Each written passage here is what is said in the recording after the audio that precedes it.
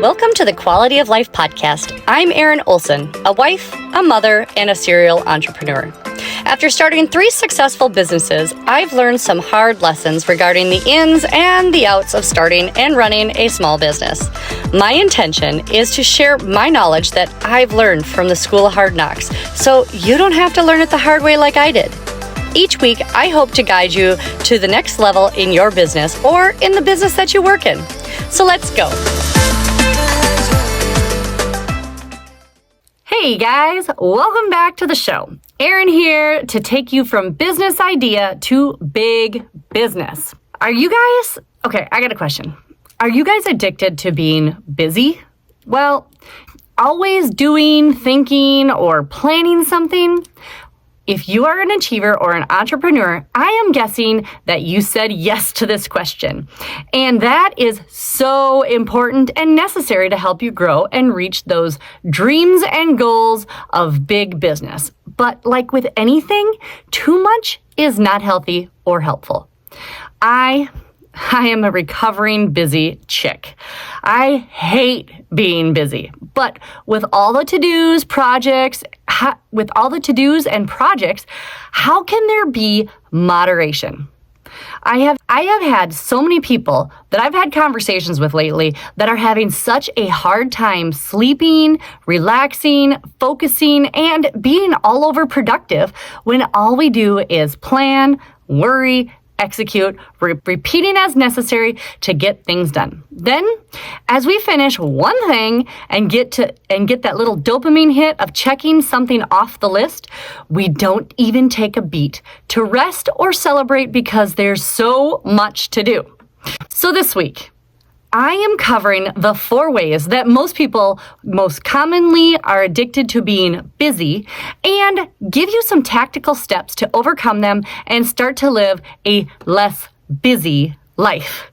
This episode is going to be chock full of tips and resources to help you. But first, story time. So back in the day, I was a 20-something new mom and newly married. And here's the deal. I was working myself ragged, trying to help support our family with my husband being an entrepreneur himself. And I have told myself for years, and it started way back then, that I thrive under pressure. Now, I don't know if you're that kind of person, but I have told myself that as probably to make myself feel better, if we're being completely honest. But the thing is that back then, I was an insomniac. I was so worried and stressed and so much of an overthinker that every time I closed my eyes to sleep at night, all I could think about was all of the things that I had to do, all of the conversations that I've had all day long. As a bartender, that was many. And all of the time, and all of the dreams and goals and worries of being a good mom and everything. My mind just kept chattering on and on and on. And I slowly started to tame that dragon. And I did so by putting a notebook by my bed. And we'll get to more of that later. But I started to slowly tame that dragon somewhat. But as life continued, I found myself becoming more and more busy. In fact, about 2 years ago, that dragon fully reared its head and tried to eat me again. That was when I sold my part of Hey Chicks. Now, I had been a doer. I've always been a doer. If you want something done, you call me because I'm your girl, right? And I'm pretty sure that if you are listening to this, you're probably the same kind of person, right? So here's the deal. I sold my half of Hey Chicks and I hadn't realized how busy I had made myself. Now, as an entrepreneur, you will be busy. You have so many jobs that you have to wear all the different hats for, but here's the thing. You can let it take control of your life and maybe not even have a life anymore. So that's actually why I started this podcast, because I was so addicted to being busy, I didn't know how to be still. I didn't know how to be quiet. I didn't know how to be comfortable without having to do something. And holy crap, I needed an outlet. So I started this podcast. I started this podcast just to help you guys and to try to get out some of the things that I've been meaning to tell people for so long. So thank you, I guess, but this is this is definitely a side effect from being addicted to busy.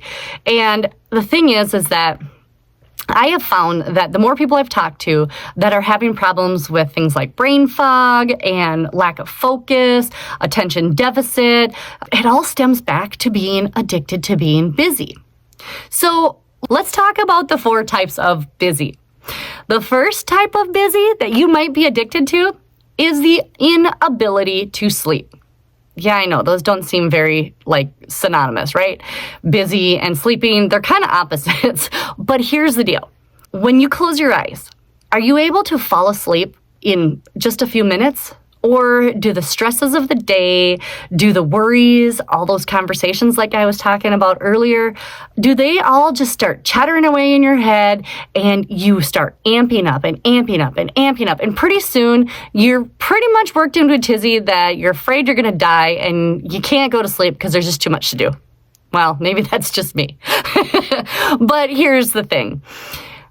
That is not relaxing, obviously, and that is no way to try to sleep. And sleep is one of the most important things that you can do for yourself as an entrepreneur. Sleep is very important. So how do we fix this? Well, there are a lot of things that I've implemented over the years, and some of them are way more helpful than others. Some you probably shouldn't even try, but I'm going to mention them because I tried them. So in the very, very beginning, when I was an insomniac and 20-something years old, I don't feel like I needed as much sleep as I do now, but maybe that's just because I'm in my 40s. But I was always exhausted and running strictly on fumes. My body was just going because that's all it could do. And thank God for caffeine and cigarettes at the time, because it kept me going. Well, back then, one of the things that I tried to implement that helped temporarily was the fill it in games. So fill it ins is a game that's like a reverse crossword, basically. It has the crossword puzzle and you have all the answers and there's no questions. So the amount of thinking is minimal, which is probably something you need when you're trying to go to sleep. So that you can buy at most gas stations and Walmart. They all have it, bookstores and stuff. That's one of the ways that I used to dull my brain.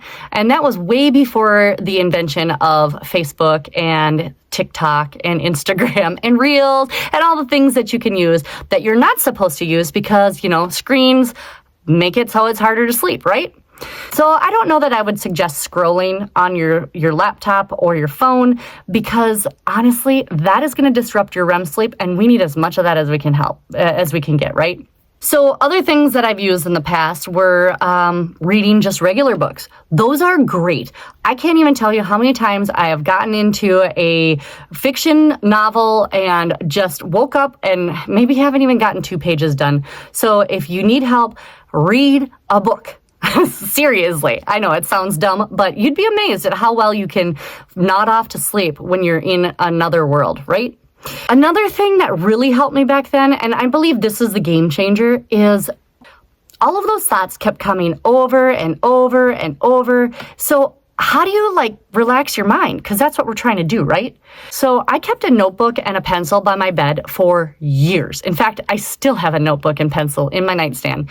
And the reason why is because when I would have those reoccurring thoughts that are just spooling and marinating and rolling over and over in my head, I would get up and usually I could figure out a light, or even if I didn't, I could just write it in the dark and I could usually figure it out the next day. But the notebook next to my bed really helped me to get whatever was in here on there. And when I put it in that notebook and I put it down, I told myself, I'm putting it to bed. I'm going to deal with it tomorrow. And yeah, it was hard at first, but the more I did that, the better I got. And so when I started to use that notebook, it really helped me to take control of my brain so that I could actually sleep. So another thing that I've implemented over the years, which most people all know, is melatonin. I'm not a big fan of melatonin. In fact, I hate the flavor of it and the smell of it. So there is that. But it does help. it can cause an addiction, so I don't know if I'd go that route. Another thing, red wine. And, just like the song, red, red wine. Yep. Red wine can help calm all of those voices just enough so that you can actually breathe and not be quite so uptight. I know that there's a lot of other things you can use like CBD and THC, and there's all so many things, but they're actually just crutches. You have to learn to figure out how to handle not thinking, right? Another thing that people use, white noise machines, visualization, binaural beats is something that a lot of people know. And don't get hung up on all these things. I'm going to put all of these resources in the show notes. So you don't have to write notes now, but binaural beats are something that you can find on Spotify and YouTube. And what it is it's two altering frequencies, and you put your headphones on, and those frequencies, depending upon how big the sound wave difference is, those will actually cause your brain to be in theta state, alpha state, beta state.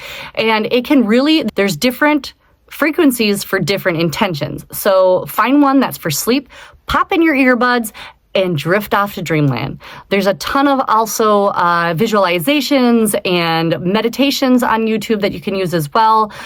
Those all are good, helpful tools. And if you find one that helps put certain affirmations in your mind, that's a bonus. All right, enough about sleep, right? I'm about ready to fall asleep myself with this conversation. So the second type of way that people are addicted to being busy is at work. This one, I believe, is probably the most rampant in society. And as a business owner, I think this is the one that most of you guys are probably dealing with. Working late, working too much, coming home from work and continuing to work. I just remember my husband coming home and being like, why are you always sitting at your desk?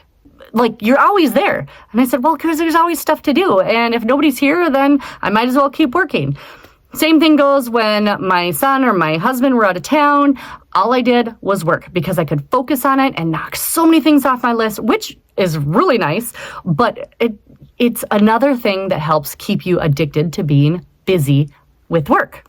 It is very necessary, like I said earlier, when you're starting a business, to hustle, to work your evening hours, your weekend hours, early in the morning hours before everybody wakes up, just so that you can prioritize things that are most important to you, but you have to shut it off at some time. And I know that most people would say to set up boundaries, but boundaries to me are like an electric fence. If you hit it, you get zapped, it hurts, and then you go back. So I like to say to make it more like a guideline. Guidelines are a better thing visually for me because a guideline can be bent as long as the intention is made clear and that you try to stick to it as much as possible. This is one thing that setting a stop time, when you schedule your day, let me just tell you, one of the most important things you can schedule is when you're going to stop working. Really. I fought with that for years because I could always do more. And I started to promise myself that I was going to stop working at a certain time each day, and each day was different, but I promised myself and I scheduled it. And by the time that I was ready to be done, I always had more to do, but I forced myself to stop, write down all of the things that I didn't get to at the top of my to-do list for the next day, and there I had it. I shut my notebook, I shut my laptop, I turned off my lights, and I left my office, and I decided to live the rest of my life, which is what we are all trying to do, right? Another thing that you can do to keep you from being so busy and addicted to being busy at work is to delegate what you can. And delegation, I know, is the most hardest thing in the world to do, especially when there's so much and nobody can do it as well as you can and nobody loves your business as well as you can. But here's the thing, delegate. Certain things that you hate or that you spend so much time doing that are actually pretty simple, you should probably delegate. So the ways that you can delegate, if you don't have any employees, is you can sub out work, things like bookkeeping, doing sales tax reports, shipping. I know shipping is a tough one because I love sending out orders, but shipping can be something that you can sub out. There are so many ways that you can get a virtual assistant to go through your emails, to respond to emails, make calls, sales calls. There's so many ways that virtual assistants can help, and I've been looking all day. There's a lot of places where you can go to get one. Sphere Rocket VA.com is one of those. Fiverr is another one. Like I said, I'll link all these in the show notes. But these are places where you can go to find people who can do these tasks that just stump your creativity and just keep you busy and not really moving the needle at all. Another thing you can do to help you figure out what tasks you can sub out would be to do the time tracker that I talked about in episode number 13. And I will link the PDF here as well. But if you follow and you go for a week or two and write down everything that you do at work, at home, there's amazing how much time you can be found by stacking certain things instead of starting something and starting another thing and then going back to it and back and forth, whatever. But a time tracker sheet where you write down everything you do for 1 to 2 weeks. And I tell you, it is so eye-opening. And it also can help you say, like when you look at it and how you feel about doing certain things, it will help you to be able to eliminate those things that don't serve you, that just drain you of your energy and, like I said, your creativity. So those are great tactics and tools that you can use to fight busyness at work. Now, the third type of busyness that people are addicted to is busyness at home, the honey-do list. Okay, so this really came into my attention when I did quit working at Hate Chicks, and I had so many projects that I wanted to get done over the years that I just never had time to do. And the thing is that I started just knocking off projects, and I'm telling you, it's great. It's super good to get those projects done, but let me tell you, you can be addicted to doing projects and not actually living your life. Most of the people that run into this are people that are sick, people that are retired, people in between jobs, and you know what? Moms or dads. There's so many things at home that you can be addicted to, or that you can be obligated to do. If you have a kid that's in sports or hobbies and you have to cart their butt all over the cities, all over the Midwest doing those things, that is something that is a huge time sucker. Another thing is all those family and social obligations. Birthday parties, dinner with the girls, or wine with the girls. You know, it's very hard as a people pleaser, recovering, to try to say no when you know you have other things that are way more important, and nobody's even gonna miss you when you're not there. But I'm telling you, it's hard to say no. So you've got to get better at saying no without using the excuse of being busy. Because I'm telling you, if you say it, it happens, right? So how do we fix this? Well, the first thing I would do would be to not stack one after another. Leave a little space for margin. When planning your trips, when planning carting the kids around to school and other things, when planning your projects, schedule downtime. Schedule gaps in between. And see if there's ways that you can actually do more than one thing at a time. If you need to listen to an audiobook or watch a video on how to research something in your business, you can do that while you're driving. But I'm telling you, that drive time is like the best time you can spend with your kids. I'm just saying. My son used to become so chatty.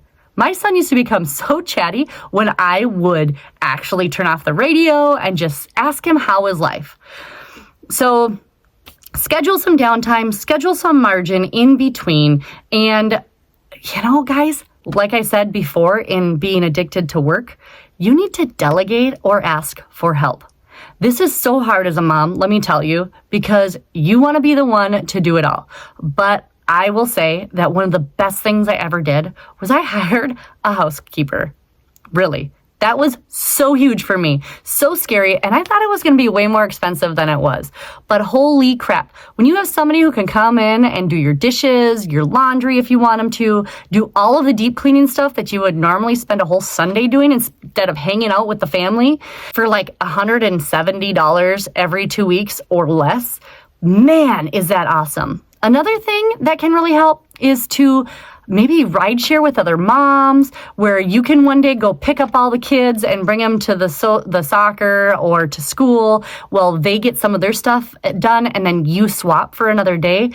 It's amazing how much you can get done doing that. Plus, if you ask for help, you then let other people know that it's normal to have so much to do. And checklists and to-do lists are great, and they can help free your mind a little bit. But I'm telling you, there are other women, other men that are in the same situation that you are. And if you get together and chat with somebody and be like, dude, I need some help here, it is amazing who will start to step up and offer their help.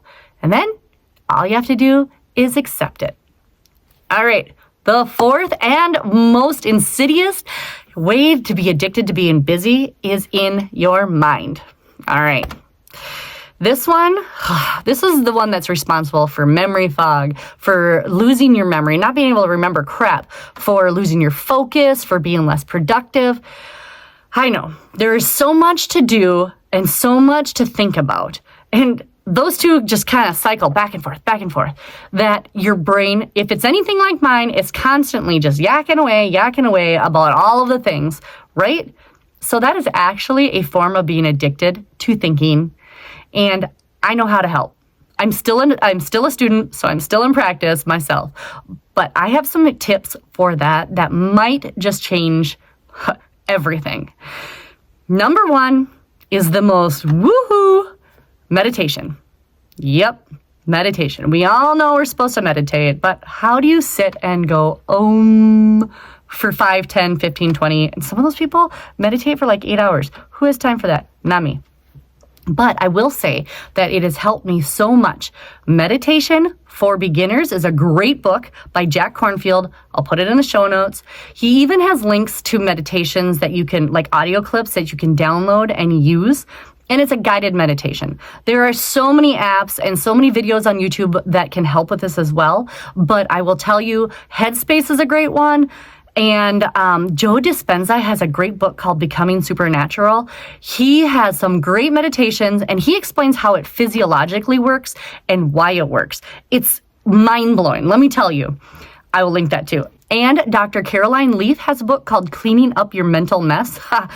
If I've never heard a book with a better title, that is it. So her book is great about how to let go of these things that just keep going around and around and around. And she actually has an app called the Neurocycle that you can download as well that can help you do that stuff. And just take control of your mind. So why do we need to meditate? Well, meditation is a skill. It is not something that anybody is good at. Let me tell you, it is something you have to work towards. So what meditation does is it strengthens your ability to control your mind instead of letting your mind just do whatever it pleases. And that's what most people end up doing. Me, I am one of those people that has just so many thoughts going all over my head all the time that I have to be very, very focused on controlling what goes on in here so that I can not become a victim to it, because I'll tell you, my mind is a liar. So you strengthen your ability to choose what you think about. Your brain gets a break. And when your brain gets a break, it's like quiet. You know, I ask my husband all the time, what are you thinking of? And he's like, nothing. Man, does that make me feel so jealous? I have very few times where I think of nothing. And like I said, meditation is a skill you have to learn to get better at. All right, so another way that meditation helps is that it gives you a break from all those thoughts without the crutches of wine, CBD, THC, wine, CBD. There's so many crutches that people use. Heck, I've even used listening to audiobooks and podcasts as a crutch to not have to think and deal with my own crap, if I'm being completely honest. So it gives you a mental break without the crutches, without the constant stuff going in. A couple other ways that you can help becoming less addicted to things going on in your mind is to do the notebook. Now, I think it was my third episode was Free Your Mind, and I talk all about how I started carrying around a notebook. And yes, most people have seen me with it. I always have it with me, and I fill it up very quickly because I do mind dumps. In the mornings, I will go and spend just a couple minutes writing down all of the thoughts that are in my mind, or even the night before, like when I go to bed, I will do a brain dump of all of the things that I feel like just need to come out. And it really leaves a little bit of room, and I promise myself, like I said earlier, to go and deal with it the next day or, that day. And it really helps you to keep what you need to in front of you and to scratch out all the things that you can't control. Literally, I will go through my list and I will scratch out everything that I can't control. And I will say, hey, you know what? I can't do it. And here's the deal. If you can't do something about it, if you cannot control the outcome or if you can't control the situation, then what you have to do is you have to scratch it out and give it to God, right? Another technique that you can do to help yourself be less busy in your mind is RTT, Rapid Transformational Therapy. I have a friend named Karen Stanley who has createtodaytherapy.com, and she uses hypnotherapy, a very specific type of hypnotherapy, to help you to get past roadblocks, to help you to think clearer, to calm your mind. And you can check her out. I'll put her in the show notes as well, because let me tell you, I have had so many good things come from doing a few sessions with her, and I bet you will do well too. So check her out. But I'm telling you, the most important thing that you can do is that when you're writing down all of these things that you are worried or anxious about, and you can't do anything about them, you can't control the outcomes or even that it's even happening to you, what you need to do is pray. And even if you're not a Christian, there's so many different texts that I'll talk about prayer and how it can help calm you down and clear your mind. But I am a Christian, and so what I know is that in 1 Peter 5:7, it says to cast all your anxiety on him because he cares for you. Now, how do we do that? Well, in Philippians 4:6, it says, do not be anxious about anything, but in every situation, by prayer and petition, with thanksgiving, present your requests to God. So pray about it, thank him for a solution, and let him deal with it. There's so much time that we are trying to fix it and do it all ourselves that it leaves no room for God to work. And so sometimes we just have to give him the control that he has, even though we don't like it. But here's the deal. Letting it go can be a weight off of your shoulders like nothing else. And you'll be surprised how many things tend to resolve themselves if you just let God handle it. Even Jesus needed to go to the mountains or out to the wilderness to be alone and to be able to clear his mind. Then he could speak to God when his mind was clear. He needed to do it to renew his strength. He created space for God to work. So here are some tactical ways to do that. Spend some time that's quiet, without music, without podcasts, and go be outside. I am telling you, some sunshine, even some rain on your skin can be a miracle in calming down all that's going on up in here. Another thing that I've used is just going for a walk. Again, go for a walk out in nature without earbuds in and without podcast playing and without another person. Just you, yourself, maybe a dog if you don't have to yell at them all the time. But ask yourself the question and keep repeating it over and over until ideas come. When non-constructive thoughts come in or things that like worries and anxiety come in, let them go. Pay attention to them for just a second, but then let them go and ask yourself again the question. For me, just recently, I went on a walk where I asked myself over and over and over again, what do I want? So that I could get clear on my goals and create a new vision board. So I did that and I walked for a couple miles, and it's amazing when you just let go of the thoughts that aren't serving you and you ask yourself what you really want. The pictures and the thoughts that come into your head, I was so amazed at the things that I thought of that I hadn't even thought of for years. Now, one thing to remember when you go on these walks or when you start trying to pray and let God have control, or start with a notebook or journal, or even if you're going to start trying to meditate, this is new. And you have to be nice to yourself, because this is like going to the gym. You're going to get tired. You're going to get sore mentally, and you're not going to be good at it at first. Really, the first time I did a squat, I almost fell over. So this is no different. When you start to try to meditate or try to take care of any of these ways of stopping busyness, you are going to have some resistance to it, because that's not what you're used to. So be nice to yourself. You're not going to be good at it. But here's the deal. Be persistent. Build those muscles, and my friends, things are going to start coming together, and busyness is going to be less and less of a stronghold in your life. All right. So guys, if you are one of those that are addicted to busyness, there are some things that can help. First, determine your type of busy. And if you are experiencing all 4 types of busy, don't worry about it, because pretty much everybody is. That's a high achiever. Don't worry and pick one and just start there. As you get better, then move on to the next type of busy. Once you conquer all 4 dragons, you will be able to have way more presence, way more focus, and way more productivity. Kiss brain fog goodbye, my friends. Then your business idea has the ability to become big business. Thank you guys. Please share the show and let me know if there's anything that I can help you, or even if this helped. I appreciate you guys all, and I will see you next week on the Quality of Life podcast. See ya.